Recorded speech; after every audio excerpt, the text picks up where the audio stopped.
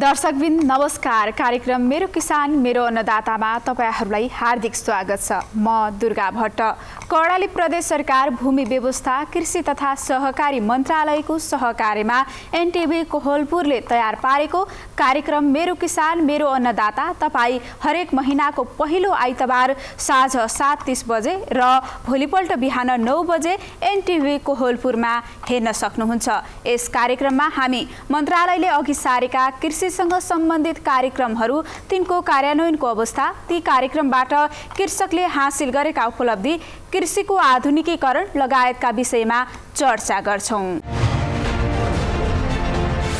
भूमि व्यवस्था कृषि तथा सहकारी मन्त्री कुर्मराज शाहीले कृषकहरूलाई कोरोना महामारीमा उच्च मनोबलका साथ सतर्क भएर काम गर्न अपिल गर्नुभएको छ। कोरोना भाइरसको दोस्रो लहरको जोखिम बढ्दै गएकाले हतोत्साही नभएर कृषि कर्ममा लाग्न मन्त्री शाहीले कृषकहरूलाई अपिल गर्नुभएको हो। उहाँले मानो रोपेर मुरी फलाउने समयमा स्वास्थ्यका सबै मापदण्ड पालना गरेर बर्खे खेतीलाई निरन्तरता दिन आग्रह भएको छ। किसान दाजुभाइहरूलाई आफ्नो उच्च मनोबलका साथ हिँड्यो भने यसलाई सहजै ढङ्गले प्रायोजित गर्न सक्ने स्थिति बन्छ। उच्च मनोबल सङ्घर्ष नै हो। मलाई लाग्छ हिजो जति क्रान्ति भएका छन् उच्च मनोबलका साथ गरिएका क्रान्तिहरू सबै सम्पन्नको बिन्दुमा पुगेका छन्, सफल भएका छन् ती आन्दोलनहरू। त्यो भएको यस्तै गरिकन हामीले अहिलेको राजनीतिक आन्दोलन आफ्नो ठाउँमा छ, सांस्कृतिक आन्दोलन आफ्नो ठाउँमा छ, सांस्कृतिक आन्दोलन र सामाजिक आन्दोलन आफ्नो ठाउँमा छ। र अहिले सँगसँगै हामी लैजानुपर्ने अर्को पाटो, अर्को विषयवस्तु भनेको हाम्रो सामुमा अगाडि खडा भएको ठुलो चुनौतीको पहाड भनेको कोभिड-19 हो। यो चुनौतीको पहाडलाई पनि त्यसरी नै आत्मबलका साथ सङ्घर्ष गर्दै यसलाई पराजित गर्दै अगाडि बढ्न सकियो भने हामी स्वस्थ सफलताको शिखरमा आइपुग्न सक्छौँ, स्वस्थ जीवन हामीले प्राप्त गर्न सक्छौँ। त्यो भएको हुनाले कुनै पनि हालतमा नातिनका लागि म सम्पूर्ण किसान दाजुभाइहरूलाई आग्रह गर्न चाहन्छु। पहिलो कुरा र अब दोस्रो कुरा चाहिँ सायद मलाई लाग्छ यहाँले मोबाइल प्रत्येकको हातमा छ, यति बेला मोबाइलको ब्याकटोनले पनि यहाँलाई बताइरहेको छ।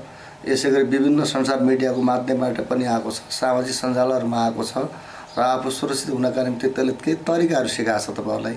त्यो तरिकाले पुरै तरिकाले पूर्ण ढङ्गले हामीले अवलम्बन गर्दै अगाडि बढ्न सकियो भने त्यसलाई प्रायोजित गर्न सकिन्छ। मलाई लाग्छ ती विषयवस्तुलाई नछोडिकनै र सँगसँगै पनि मलाई के लाग्छ भन्दाखेरि हामी उत्पादन नगरिकन हाम्रो जीवन निर्वाह गर्न सकिँदैन।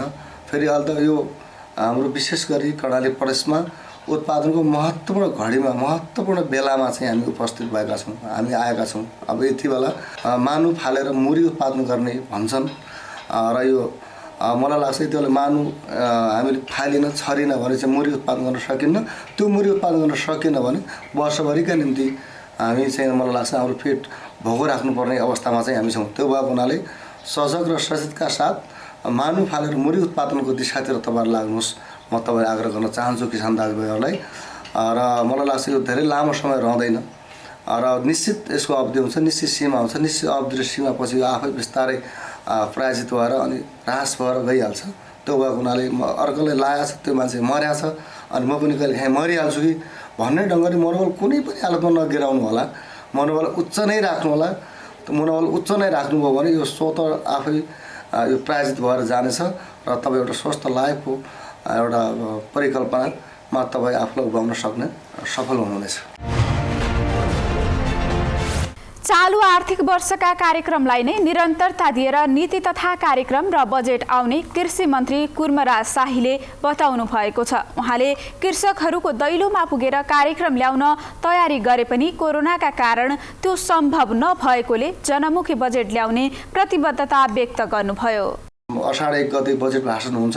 त्यो बजेट भाषणभन्दा पूर्व 15 दिन मात्रै हामीसँग बाँकी रह्यो भने अन द स्पोटमा गएर के छ जनताको आवश्यकता बुझेर त्यही आधारमा चाहिँ कार्यक्रम बनाउने मेरो आफ्नो सोच थियो।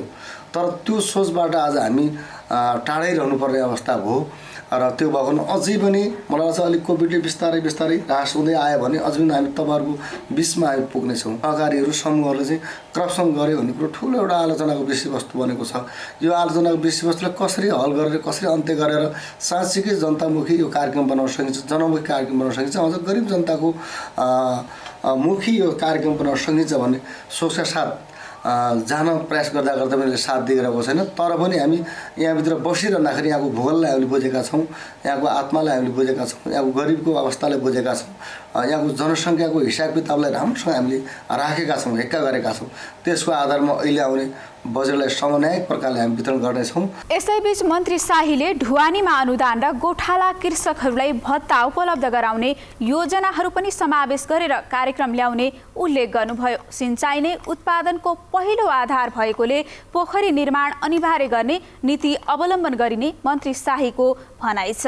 ढुवानीमा जनतालाई अनुदान दिन सकिएन भने अझ उत्पादककर्तालाई, अझ उत्पादक शक्तिलाई, उत्पादक शक्ति भन्दा पनि उत्पादककर्ता जो हुन्छन्, उत्पादककर्तालाई चाहिँ मलाई लाग्छ ढुवानीमा अनुदान दिन सकिएन भने यहाँको कृषि जो छ त्यो कृषि चाहिँ जनताको निम्ति आत्मनिर्भर कृषि बन्न सक्दैन। त्यो भएको हुनाले अहिले यो कार्यक्रम ल्याउने कि एउटा प्र्याक्टिस गर्ने कि भन्ने कुरामा छौँ। नयाँ कुरा, अर्को कुरा सयौँ बाख्रा पालेका छन्, हजारौँ भेडा पालेर बसेका छन्।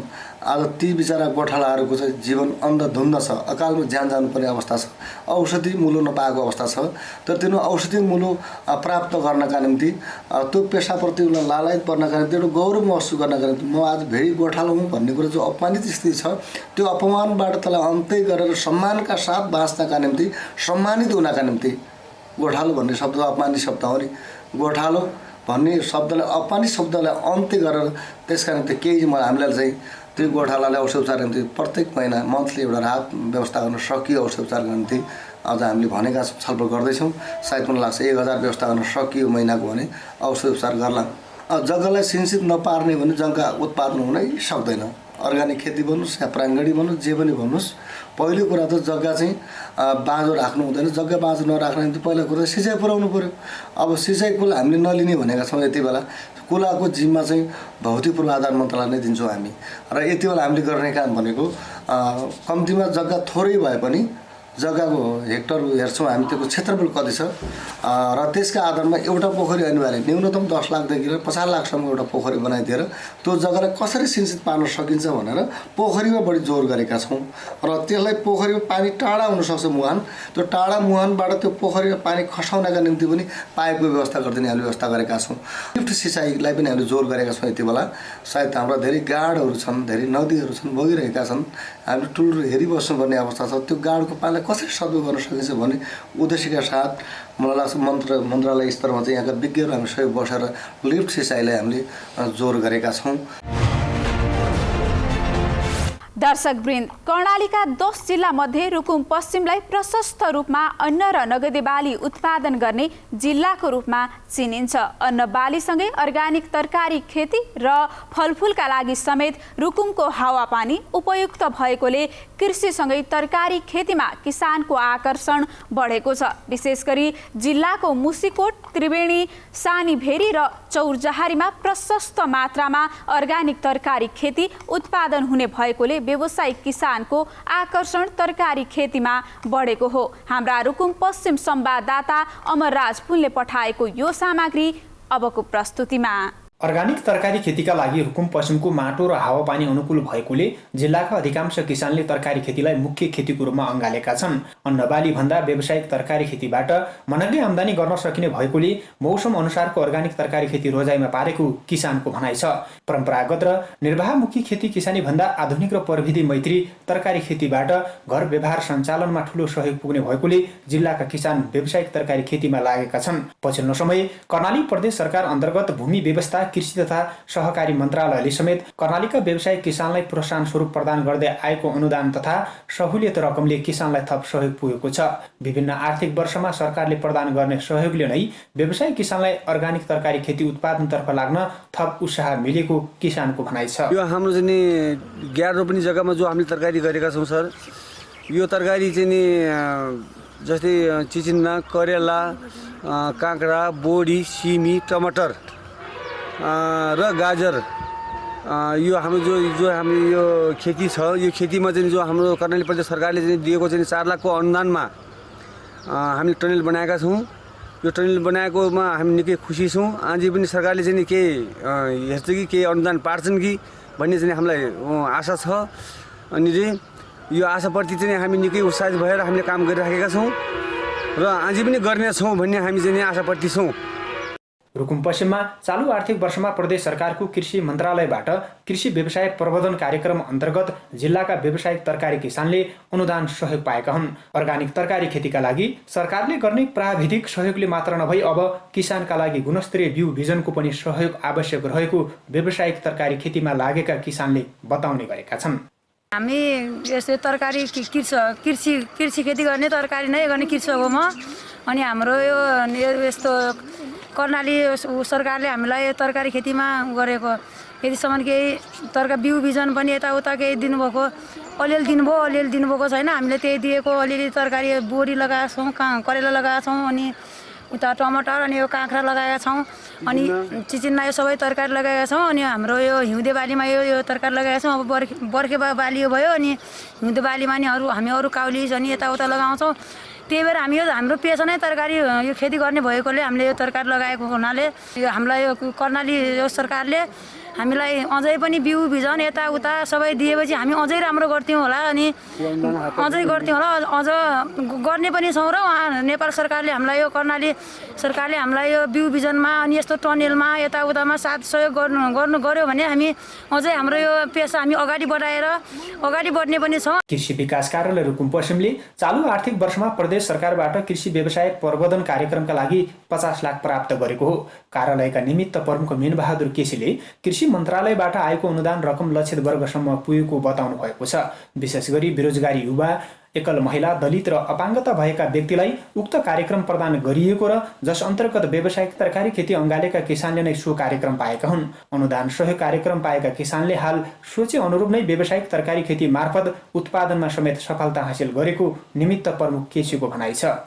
कृषि विकास कार्यालय रुकुम पश्चिमलाई यस आबमा प्राप्त विभिन्न कार्यक्रमहरूमध्ये यो व्यावसायिक तरकारी खेतीतर्फ विशेष गरी कृषि व्यवसाय प्रवर्धन कार्यक्रम अन्तर्गत हामीलाई यस आबमा 50 लाख रुपैयाँ प्राप्त भएको थियो र त्यो अन्तर्गत हामीले विशेष गरी बेरोजगारी युवा, एकल महिला, दलित, अपाङ्ग, कोरोना प्रभावित जस्ता व्यक्तिहरूलाई यो कार्यक्रम सञ्चालन गर्नुपर्ने हो र त्यसमा हामीलाई प्राप्त 117 वटा प्रस्तावहरूमध्ये हामीले त्यसलाई छनौट गरेर 30 जनालाई त्यो कार्यक्रममा समावेश गरेका थियौँ। त्यो कार्यक्रम अन्तर्गत धेरै किसानहरूले तरकारी खेती व्यवसाय नै रोज्नु भएको थियो र त्यो व्यवसाय अन्तर्गत विशेष गरी मुसिकोट नगरपालिकाको वडा नम्बर 3 छेरामा चाहिँ 3 जना किसानहरूले उक्त कार्यक्रम प्राप्त गर्न सफल हुनुभएको थियो, जसमा चाहिँ दिल्ली बहादुर खत्री, लीलाधर खत्री, एक्क बहादुर खत्री, त्यसै गरी मुसिकोट 3 कै नारायण खड्का। उहाँहरूको व्यवसाय असाध्यै राम्रो देखिन्छ। विशेष त उहाँहरू अहिले चाहिँ हामी फिल्डमा गई उहाँहरूका क्रियाकलाप हेर्दा, उहाँहरूको उत्पादन हेर्दा असाध्यै राम्रो, हामी आफै असाध्य प्रभावित भएका छौँ। विशेष गरी दिल्ली बहादुर खत्री, लीलाधर खत्री, एक्क बहादुर खत्री र नारायण खड्का, उहाँहरूको असाध्य राम्रो छ। उहाँहरूले असाध्य राम्रो व्यवसाय सञ्चालन गर्नुभएको छ। त्यसैमा दिल्ली बहादुर खत्रीले एक लटमा 6 क्विन्टल गोलभेडा बिक्री गर्न सफल हुनुभएको छ। अहिले पनि उहाँहरूको बारीमा जान सकियो, उहाँहरूको बारीमा गएर हेरियो भने लटरम्म तरकारीहरू फलेका छन् र असाध्य मनमोहक दृश्य देख्न पाइन्छ। त्यहाँ उहाँहरू असाध्य राम्रो खेती गरिराख्नु भएको छ र उहाँहरू असाध्य उत्साहित हुनुभएको छ। त्यसै गरी उहाँहरू लगायत सबै 30 जना व्यवसायीहरू असाध्य उत्साहित हुनुहुन्छ र तरकारी खेती असाध्य राम्रोसँग गर्नुभएको छ। सबैजनाले यो कार्यक्रम असाध्य प्रभावकारी भएको छ। कर्णाली प्रदेश सरकारले किसानका लागि विभिन्न आर्थिक वर्षमा अनुदान तथा सहुलियत सहयोग स्वरूप प्राविधिक तथा आर्थिक सहयोग गर्दै आएको छ। तर किसानले भने सरकारले प्रदान गर्ने अनुदान सहयोगले निरन्तरता पाउन सके मात्र आधुनिक र प्रविधि मैत्री कृषि खेतीको सम्भावना बढ्न सक्ने र सोही अनुरूप किसानको जीविकामा पनि अग्रगामी परिवर्तन हुने बताएका छन्। सरकारले प्रदान गर्ने अनुदान सहयोगले निरन्तरता पाउन सकेमा आधुनिक र प्रविधि मैत्री कृषि खेतीको सम्भावना बढ्ने र सोही अनुरूप किसानको दैनिकीमा पनि परिवर्तन आउने विश्वास गरिएको छ। सल्यानमा बङ्गुर पालन पकेट क्षेत्र घोषणा गर्ने गरी कार्यक्रम लागू भएपछि कृषकहरूलाई व्यावसायिक बङ्गुर पालनमा सहजता भएको छ। मासु र पाठापाठीका लागि माग बढेपछि कपुरकोटमा समूह गठन गरेर कृषकहरूले व्यावसायिक बङ्गुर पालन गरेका हुन्। जनजातिको बसोबास रहेको गर्पाका 28 जना कृषकहरू अहिले व्यावसायिक बङ्गुर पालनमा आबद्ध भएका छन्। हाम्रा सल्यान संवाददाता प्रतीक शर्माले पठाएको यो रिपोर्ट। सल्यान कपुरकोट वडा नम्बर 2 र 3 मा बङ्गुर पालन पकेट क्षेत्र बनाउने गरी कार्यक्रम सञ्चालन भएको छ। जनजातिको बसोबास भएको यहाँको गर्पामा जनजागरण कृषि तथा पशुपालन समूहमा आबद्ध 28 जना किसानले व्यावसायिक बङ्गुर पालन गरेका छन्। उनीहरूले 500 माउ बङ्गुर पालन गर्ने गरी व्यवसाय सुरु गरेका हुन्। जनजागरण कृषि तथा पशुपालन समूहले कृषि उत्पादन बङ्गुर बलक विकास कार्यक्रम अन्तर्गत अहिले तत्काल जिल्ला पशु अस्पतालबाट 30 लाख रुपियाँ अनुदान प्राप्त गरेका थियौँ र यो अन्तर्गत हामीले फर्म निर्माण ठुला फर्म भनेर 5 वटा फर्म निर्माण गरेका छौँ र साना फर्म भनेर 13 वटा फर्म निर्माण गरेका छौँ र फर्मलाई आवश्यक पर्ने विभिन्न सामग्रीहरू खरिद गरेर वितरण गरेका छौँ र हाल चाहिँ हामीसँग बङ्गुरका माउहरू करिब 200 को हाराहारीमा छन् र हाम्रो लक्ष्य भनेको अब यो बङ्गुर बलक विकास कार्यक्रम अन्तर्गत यसलाई अलि ठुलो फराकिलो रूपमा चाहिँ हामीले विस्तार गर्न खोजेका छौँ। करिब आगामी वर्ष हामीले 500 वटा माउ बङ्गुरको चाहिँ करिब त्यति माउ बङ्गुर स्थापित गर्ने र विभिन्न ठाउँहरूमा चाहिँ हाम्रो बङ्गुरको उत्पादन बढाउने चाहिँ लक्ष्य छ सर।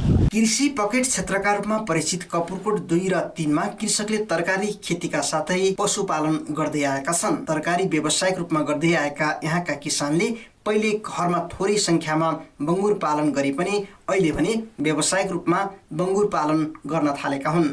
यो सुरुवात भइरहेको छ। निश्चित रूपमा यो हुन्छ। तरकारी खेती भनेको एउटा पानी पर्ने एउटा बेमौसमी हो भने अब यो पशुपालन यो बङ्गुर पालन भनेपछि यो 12 महिना हुने भावनाले र यो अहिले बजारबाट पनि एउटा दानाहरू पनि पाइने त्यो भावनाले यो फर्मलाई राम्रोसँग सञ्चालन गरेपछि यो बङ्गुर फर्मबाट पनि उत्पादन राम्रो हुन सक्छ भन्ने मलाई लाग्छ। बङ्गुर बलक क्षेत्र निर्माण गर्ने गरी कर्णाली प्रदेश सरकारले पशु अस्पताल तथा पशु सेवा कार्यालय सल्यान मार्फत 30 लाख रुपियाँ बराबरको बजेट मार्फत कृषकलाई सहयोग गरेको छ। कार्यालयले उन्नत जातको भाले बङ्गुर, खोर, दाना, मेसिन आदिमा रकम खर्च गर्ने गरी उपलब्ध गराएको छ। पशु अस्पताल तथा पशु सेवा कार्यालय सल्यानको स्वीकृत वार्षिक कार्यक्रम अनुसार मासुजन्य उत्पादन कार्यक्रमको लागि बङ्गुर विकास कार्यक्रम बलक विकास कार्यक्रम सञ्चालन गरेका थियौँ। यो कार्यक्रम कपुरकोट गाउँपालिका वार्ड नम्बर 2 र 3 मा सञ्चालन भएको थियो। यो बलक कार्यक्रम सञ्चालन गर्नको लागि यो 1 वर्ष 2 वर्षभित्र कम्तीमा 500 वटा माउ बङ्गुर पुर्याउनु पर्ने उद्देश्यका साथ सञ्चालन गरेका छौँ।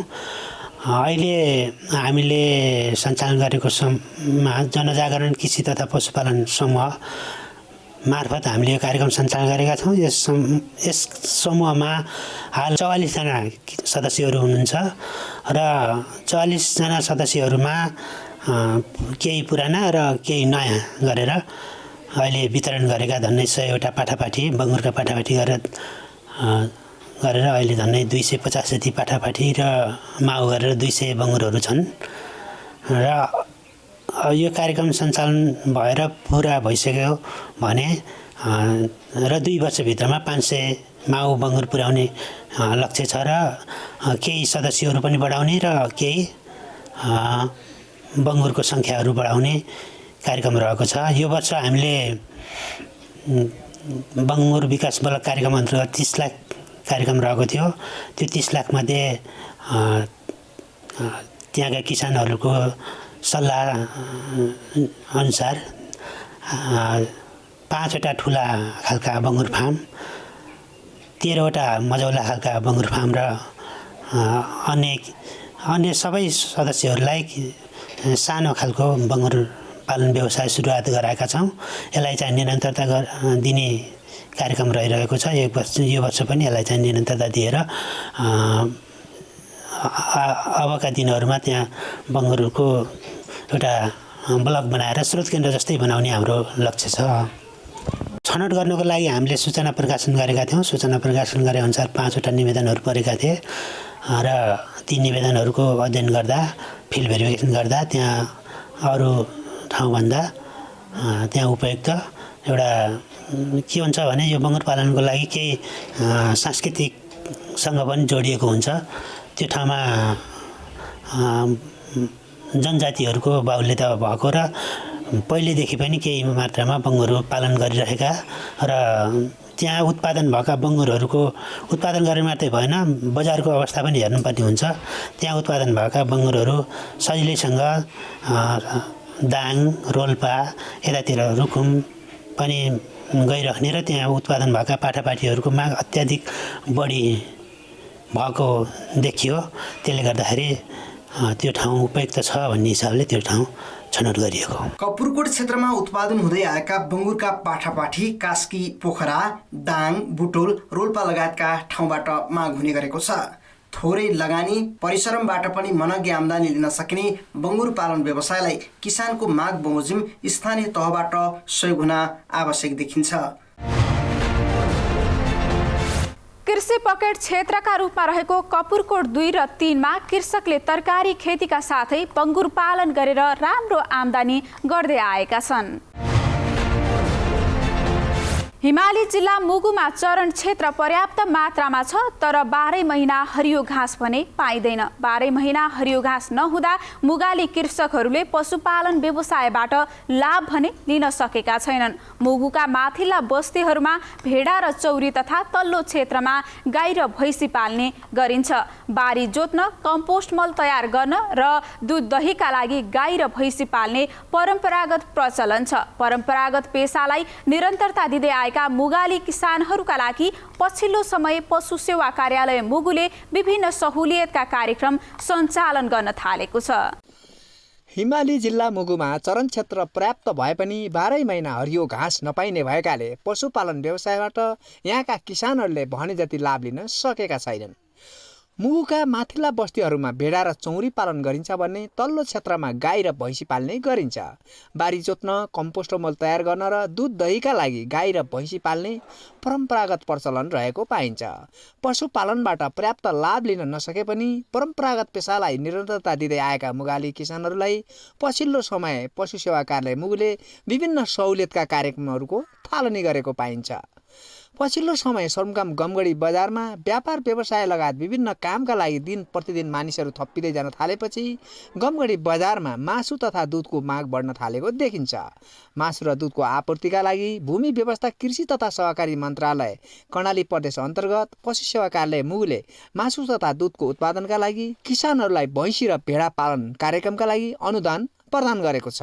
विगतमा सबै खाले अभावहरू झेल्न बाध्य स्थानीयवासीहरू मुगु सडक सञ्जालमा जोडिएपछि जनजीवनमा एकाएक परिवर्तन आएको देखिन्छ।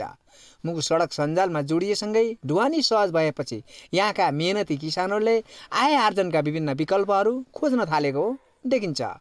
मानिसहरूलाई स्वस्थ र निरोगी रहनका लागि पौष्टिक आहारका लागि माछा, मासु र दुध दही आवश्यक पर्ने भएकाले दिन प्रतिदिन यसको माग बढ्न थालेपछि उद्यमशील किसानहरूले आफ्नै निजी लगानीमा गाई पालन समेत गरेका छन्। बजारमा दुधको माग आपूर्ति गर्न आफूले थालनी गरेको गाई फर्मबाट उत्पादित दुध बिक्रीबाट मनग्गे आम्दानी भएको किसानको तर्क छ। अब कसै सङ्घ संस्थाले सहयोग गरेको छैन। अब भेटनेरीबाट च्याप कटर एउटा मेसिन उहाँहरूले उपलब्ध गर्नुभयो, त्यसमा धेरै हामीले काम लागिरहेछ त्यो मेसिनले। अब अर्को अब हामीहरू पनि अब यहीँ गोठमै व्यस्त हुन्छ। अब नगरपालिका अब प्रदेशतिर कुनै उनीहरूले हेरिदियो भने धेरै राम्रो, हामीले पनि सहज अलिकता यो उसमा बढाउने एकदम सहयोग होला जस्तो हामीले लागिरहेछ। अब आशा पनि छौँ अब यहाँको मेयरहरू अब यहाँको जनप्रतिनिधिहरूले पनि अहिलेसम्म यहाँ कस्तो छ के छ उहाँहरूले पनि सोध्नुभएको छैन। हामीले पनि त्यहाँ यस्तो हामीले यस्तो चाहियो पनि हामीले पनि अहिलेसम्म माग गरेको छैन। अब त्यस्तै छ सर, अब के गर्ने। अब हामीले अब गाई पालौँ भनेर अब आफ्नै आय स्रोतबाट सर, यो कसैको सङ्घ संस्था यताउति कुनै अब के अरे अफिस यताउतिको कसैको केही पनि छैन सर। त्यो भएर हाम्रै दुई भाइले सोचेर आफ्नै आय स्रोतबाट ऋण सापटी गरेर होइन गर्नुपर्छ है। अब हामीले मुगुमा यस्तो भनेर हामीले अनि गाई ल्याएर सर अब यताउति गरेर बजारमा जस दुध बेचिरहेछौँ सर होइन। अब बजारमा पनि अब त्यस्तै छ, राम्रो माग छ सर। अब किनभने पहिला मान्छेले थाहा पाएनन् होइन। अब यहाँभन्दा अगाडिका अब सङ्घ संस्थाले दिया होलान् खायो होलान् त्यो छुट्टै कुरा छ सर। अब आफ्नो लगानी अनुसार त हामीले परिश्रम गरन्जेलसम्म गर्छौँ सर, अझै राम्रो गर्छौँ। तर दुध पनि बजारमा राम्रै माग छ सर, किनभने बजारको माग हेरेर हामीले अब यस्तो व्यवसाय सञ्चालन गरेको छ। अनि त्यो भएर अनि जस अहिले राम्रो छ।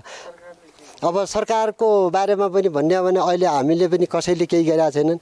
एउटा च्याप कटर भेन्डरी मेसिन भेन्डरी सरकारले दिइरहेछ सर। हामीले त्यही पनि अब कहीँ अनुदान भन्छन्, कहीँ के राहत भन्छन्, पुरस्कार भन्छन् सर, केही पनि पाएको छैनौँ हामीले त सर। विषम भूगोल तथा हावापानी भएको मुगु जिल्लामा मासु र दुधका साथै कृषि उत्पादनका लागि सबै खाले चौपायाहरू पाल्ने गरेको पाइन्छ। बजारवासीलाई दुध आपूर्ति गर्न रु 45 लाखको लागतमा 6वटा होलिस्टेन र जर्सी गाई पालेर रारा क्याटल फर्म सञ्चालकले दैनिक 60 लिटर दुध उत्पादन गर्ने गरेका छन्। आउँदा दिनहरूमा मुगु जिल्लाका 4वटै पालिका स्तरमा पौष्टिक आहारका लागि दुध र मासु उत्पादनका लागि थप कार्यक्रमहरू सञ्चालन गर्दै जाने पशु सेवा कार्यालय मुगुका कार्यालय प्रमुख भीमचन्द्र बुढा बताउनुहुन्छ। हाम्रो यो प्रदेश सरकारको कार्यालय स्थापना भएदेखि हामीले 75, 77, 77, 78मा हामीले पशु विकास, पशु स्वास्थ्य सम्बन्धी काम गरिरहेका छौँ र खोप कार्यक्रमहरूमा काम गरिरहेका छौँ भने 75, 76मा हामीले यहाँ पकेटहरू सञ्चालन गरिरहेका थियौँ, जुन ती किसान सरकार हातेमालो कार्यक्रम अन्तर्गत अनि एक निर्वाचन क्षेत्र एक पकेट कार्यक्रम अन्तर्गत हामी कारमारुङ गाउँपालिका, त्यसपछि छायानाथ रारा नगरपालिका र यो सोरु गाउँपालिका र खतेर गाउँपालिकामा सबै गाउँपालिकालाई समेटेर अगाडि बढिरहेका छौँ।